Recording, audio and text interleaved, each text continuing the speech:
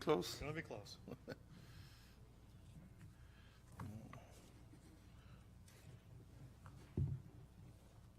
Ready, sir?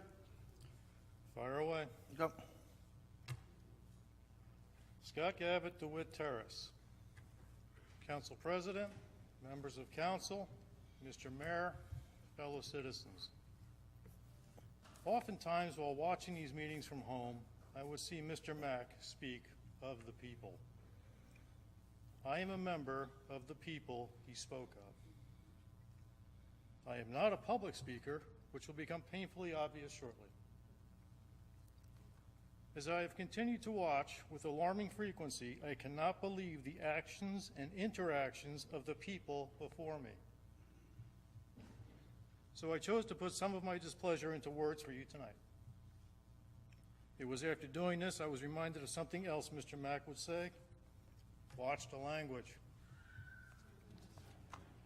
And with that, my collection of words suddenly became much shorter.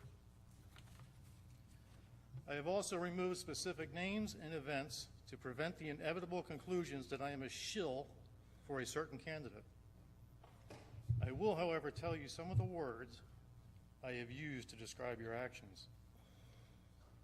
Reprehensible, childish, inconceivable, indefensible, ill-advised, egregious, and morally bankrupt.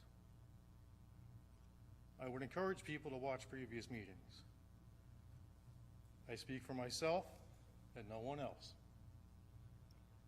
I have met and spoken to most of the members before me.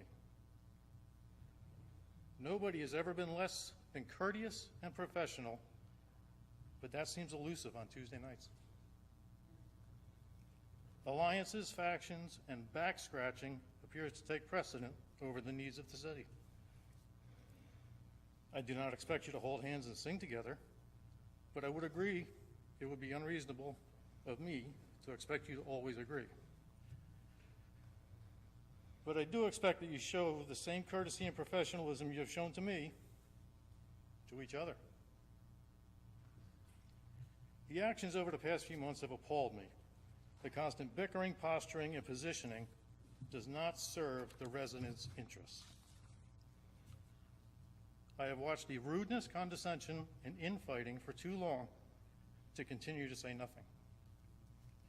I would prefer to use my vote, but it doesn't reach all of you. We need the elected officials to act as leaders. You are but a temporary custodian. How temporary is up to you. If the mayor has an idea, it needs to be explored on its merits. If someone else has an idea, it too should be considered based on merit. Base your opinions on thoughts and research, not the source. We do not need dog and pony shows at the train station. We need solutions. We need accountability of those responsible. We need results. Before you dismiss my comments on your actions as just politics, may I remind you of your times prior to being elected. The ideas you had, the excitement you felt, the challenges that lay ahead. That was not politics. You are a part of a very small group. You represent over 40,000 people. You have control over millions of tax dollars. You have walked the wards and spoken to countless thousands of people, and yet you do not speak to each other. Rather, you seem to speak at each other. The person to your left or right can do so much more for you than I can. The people have chosen you as our contribution to the grand experiment of these United States. Act in the interest of these people. Do not act in the interest of self-preservation or political gain. And for in acting for the people, you could be ensuring both.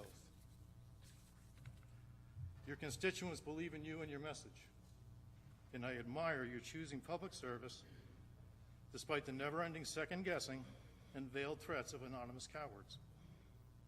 You earned those nameplates in front of you. You can be proud of your accomplishments. Nobody can take that away from you. But as you sit here, please be the individual you are, the candidate you once were, and not the politician you may have become. The people are watching. Thank you.